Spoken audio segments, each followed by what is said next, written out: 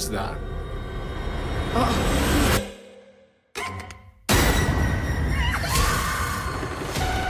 Run. Bonsoir amis de l'horreur et bienvenue dans cette nouvelle critique glauque.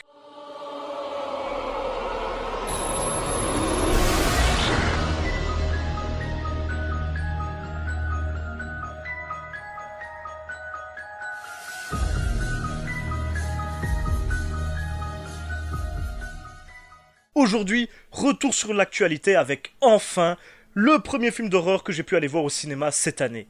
Car, désolé, je n'ai pas eu le cœur d'aller voir Happy Birthday 2, pardonnez-moi.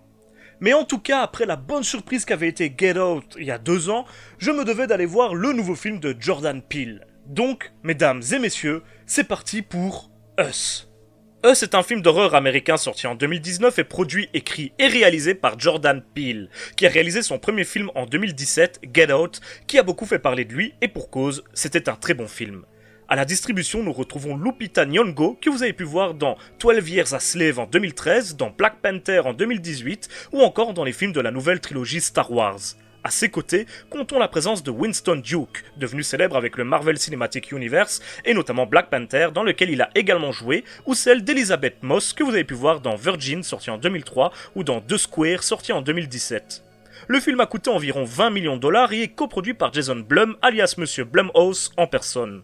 Les premières critiques étaient assez élogieuses dans la lignée de ce qui avait déjà été dit pour Get Out, ce qui était plutôt de bon augure. Et bien sûr, nous allons voir ensemble ce que j'en ai pensé, forcément, mais avant toute chose, voyons ce que le film raconte. Le film commence fin des années 80 aux États-Unis où nous suivons la petite Adélaïde qui fait un tour à la foire à 2 pas de la plage avec ses parents pour son anniversaire.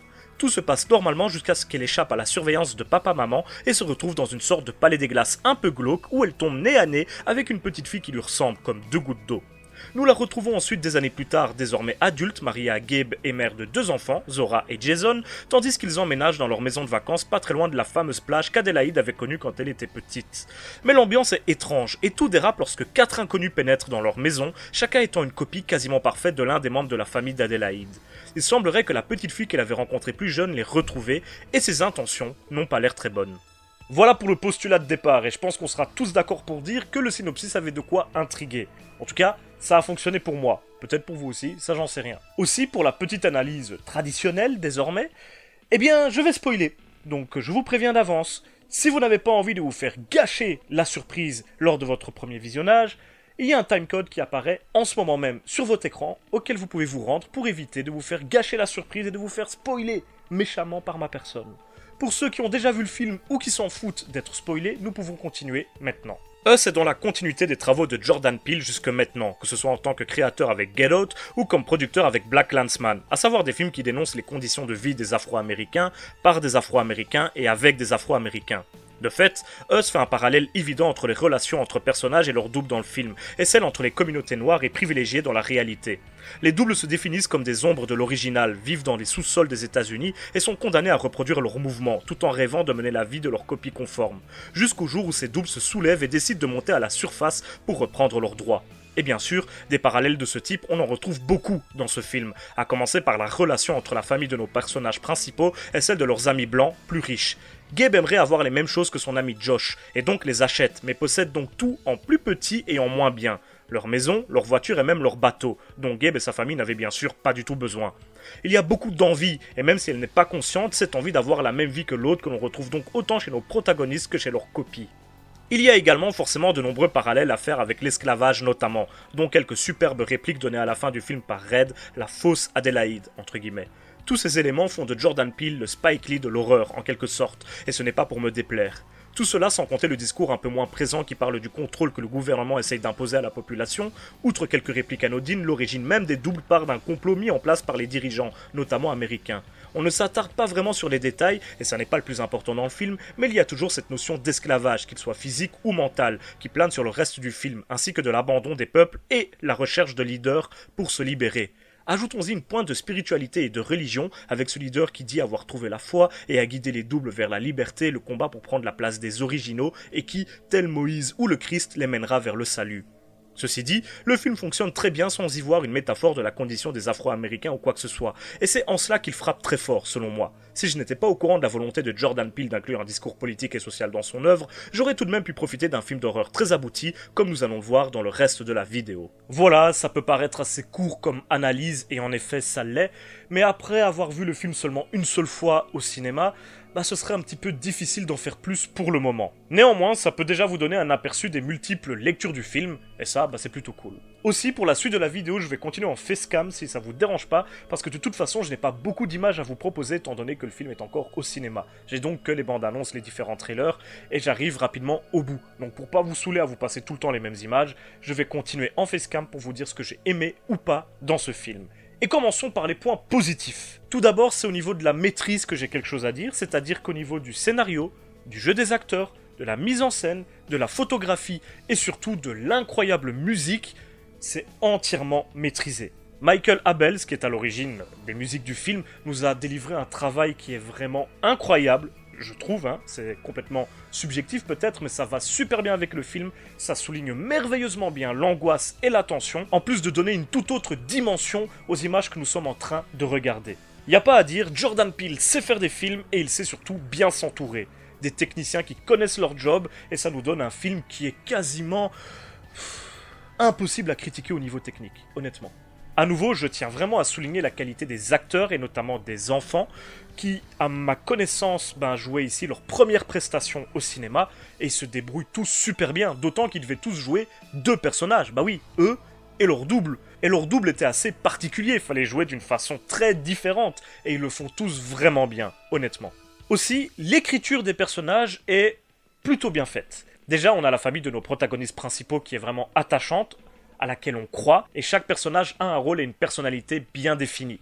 Ça fait plaisir. C'est la même chose pour les antagonistes, qui sont tous plutôt bien écrits, qui ont tous leur spécificité, et qui ne sont pas juste des grands méchants qui débarquent comme ça de nulle part pour mener à bien un plan diabolique. Non, c'est des personnages qui ont plus de profondeur, et j'ai trouvé ça assez intéressant. Bon, pour la plupart, parce qu'en fait, on va plutôt s'attarder à la psychologie de groupe avec les antagonistes plutôt qu'à la psychologie de chaque personnage. Sauf pour l'antagoniste majeur, évidemment. Mais pour tous les autres, ils ont des caractéristiques qui sont communes et seuls quelques éléments vont différencier pour leur donner une pseudo-personnalité. Donc c'est vrai qu'à ce niveau-là, il manque un petit peu de profondeur, mais les antagonistes dans leur ensemble sont bien faits. Voilà. Oui, car chaque double possède quelques spécificités histoire de les différencier des originaux. Et ça, c'est bien trouvé parce que ça nous fait des personnages un peu plus effrayants et ça nous permet de vraiment les distinguer les uns des autres. J'ai apprécié ce côté-là aussi. Et ça me permet de passer directement à la peur que le film génère. Et laissez-moi vous dire qu'à mon grand étonnement, le film délivre quelques moments de tension et d'angoisse qui sont vraiment bien gérés. L'ambiance du film marche du tonnerre.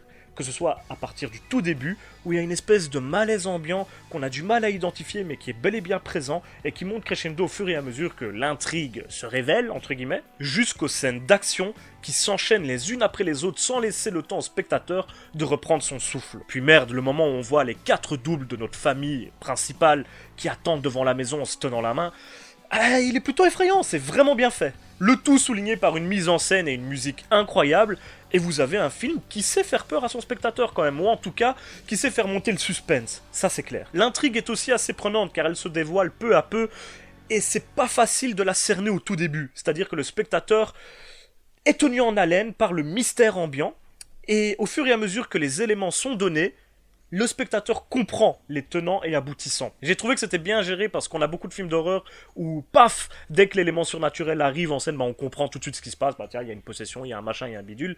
Ici, le spectateur ne comprend pas immédiatement. D'ailleurs, au tout début du film, je vous ai parlé d'un certain malaise ambiant. Le malaise, il découle aussi du fait qu'on comprend pas encore très bien de quoi le film va parler. Et ça, c'était plutôt bien géré. Et le tout qui termine avec un twist final carrément cool, même si on le voit venir d'assez loin et que finalement, il manque un petit peu de subtilité, alors que jusque-là, je trouvais que c'était un film qui était justement plutôt subtil. Bon, après, je dis ça, mais je me suis fait avoir comme un bleu.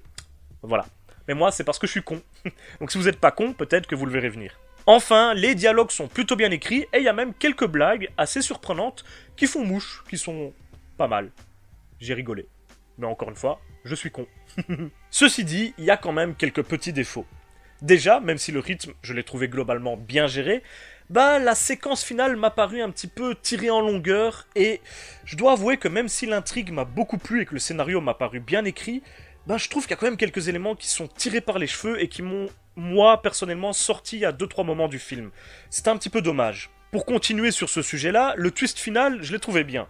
Mais il m'a fait poser quelques questions et j'ai l'impression qu'il pose quelques problèmes d'incohérence par rapport à certaines scènes et dialogues qui ont eu lieu plus tôt dans le film. Alors peut-être que c'est dû au fait que je ne l'ai vu qu'une seule fois, je me souviens pas de tout dans les détails, et qu'après une deuxième lecture du film, un deuxième visionnage, je changerai peut-être d'avis. Toujours est-il qu'en sortant de la salle, je fronçais un petit peu les sourcils en mode mais attends, du coup ça c'est pas logique, ça c'est pas logique. Je peux pas rester sur cet avis-là parce que je suis pas sûr à 100%. Encore une fois, il y a certains détails qui m'ont pas sauté aux yeux lors de mon premier visionnage et c'est assez normal. Mais je dois avouer que je me pose quelques questions. Et ça, c'est dû au twist final. Alors, est-ce que c'est, encore une fois, parce que je suis con, et ça pourrait expliquer beaucoup de choses, ou est-ce que c'est parce qu'il y a peut-être un petit problème au niveau de la narration ? C'est possible aussi. Ensuite, comme je viens de vous le dire, il y a certaines blagues qui sont assez marrantes. Mais je les ai trouvées bizarres, elles avaient parfois un timing un petit peu étrange, arrivant lors d'une scène pleine de tension, et du coup, ça dédramatise un petit peu ce à quoi on est en train d'assister. C'est un peu bizarre dans un film d'horreur d'assister à ça. J'aurais préféré que le film joue à fond la carte de l'angoisse, la carte de l'horreur entre guillemets, et je trouve que parfois le film se freine un petit peu, comme s'il voulait pas en faire trop à ce niveau-là. Et les blagues m'ont paru jouer un rôle dans ce sens. Et les blagues m'ont paru jouer un rôle dans ce sens. Et moi, ça m'a un petit peu déçu. Et aussi, ça m'a sorti du film à 2-3 moments, parce que ça me fait rigoler à des moments où je suis censé, je pense, ressentir un peu de frayeur, un peu de tension, ou en tout cas, j'étais dans un moment de suspense. Et tout d'un coup, il y a une blague, et ça allège beaucoup trop la scène à mon goût. Sinon, par rapport au discours de fond, je n'ai pas trouvé que le spectateur était matraqué comme c'est parfois le cas dans certains films. Il est bien amené, il n'est pas trop présent. D'ailleurs, comme je vous l'ai dit, si vous n'êtes pas du tout au courant de qui est Jordan Peele ou de son premier film Get Out ou de quoi que ce soit, vous allez peut-être même pas voir le double discours, même si à certains moments il est peut-être un peu plus évident. En tout cas, ça ne gêne absolument pas le visionnage du spectateur, l'objectivité du spectateur entre nous. Ce qui est plus gênant, c'est plutôt tout ce qui est la campagne marketing autour du film, tout ce qui est média. Donc c'est pas le film qui est responsable de ça, mais je dois avouer que moi, pendant tout le film, j'étais en train de chercher les métaphores, de chercher les liens que je pouvais faire entre ce que je voyais, entre ce que le film me racontait, et la condition des Afro-Américains, ou des Noirs en Europe, c'est pareil, entre nous. Mais du coup, j'étais pas dans l'objectivité du spectateur, entre guillemets, j'étais en train d'essayer de faire des liens entre ce que je voyais et notre réalité, parce que j'étais au courant de ce dont le film voulait parler. Et ça, c'est un petit peu dommage, parce que ça doit venir naturellement, normalement. Je crois pas, encore une fois, que le film est responsable de ça, mais je pense que oui, toute la com qui a été faite autour du film et tout ce qu'on en a dit dans les médias avant et aujourd'hui, influence le jugement du spectateur. Et encore une fois, ça c'est un petit peu dommage. Selon moi, c'est assez subjectif comme avis. Bref, j'ai beaucoup trop parlé, vous me voyez beaucoup trop, on va passer à la conclusion. Vous l'avez sans doute tous déjà compris, mais j'ai beaucoup apprécié Us. J'avais raté Get Out au cinéma, et je l'ai regretté. J'étais donc content de pouvoir me rattraper sur ce nouveau film. Et si Get Out était une sorte de thriller horrifique efficace, ici, on est pour moi devant un vrai film d'horreur, avec une intrigue intelligente et quelques séquences d'angoisse bien efficaces. Jordan Peele s'est définitivement fait une place parmi les artistes les plus intéressants du cinéma de genre, et c'est un réalisateur à suivre de près, très clairement. Donc, je ne peux que vous conseiller à tous d'aller voir le film et de revenir me dire ce que vous en aurez pensé après. Allez-y, foncez. Et voilà, c'est déjà la fin de cette critique glauque. J'espère qu'elle vous aura plu, ça fait plaisir, j'ai l'impression que l'année 2019 commence quand même vraiment bien pour tout ce qui est cinéma d'horreur. Je suis content, oui, vous le voyez, non, je suis content. Je suis content! Si vous êtes content, vous aussi, n'hésitez pas à laisser un petit pouce bleu ou un commentaire sous la vidéo, voire même pourquoi pas vous abonner à la chaîne et à la partager sur les réseaux sociaux. Ça m'aide énormément quand vous le faites, donc merci à tous ceux qui le font de temps en temps. Vous pouvez également me soutenir sur Tipeee en me faisant un petit don ou sur Utip en visionnant des publicités. Ça me donne de l'argent et je vous avoue que j'aime beaucoup l'argent. Voilà. En attendant, on se retrouve cette semaine pour un bestiaire de l'horreur. Et oui, je spoil, parce que de toute façon, 80% d'entre vous ne regardent pas les fins de mes vidéos, donc vous ne saurez pas qu'il y a un bestiaire la semaine prochaine. Pour ceux qui auront regardé la vidéo en entier, essayez de deviner sur quel personnage ça portera. À mon avis, vous serez très peu à deviner, voire aucun d'entre vous ne le saura. Donc on verra si vous êtes malin. Ou si vous êtes con comme moi, voilà. Mais surtout, d'ici là, n'oubliez pas, si vous avez peur, c'est que vous êtes toujours en vie. Salut à tous et merci d'avoir regardé la vidéo.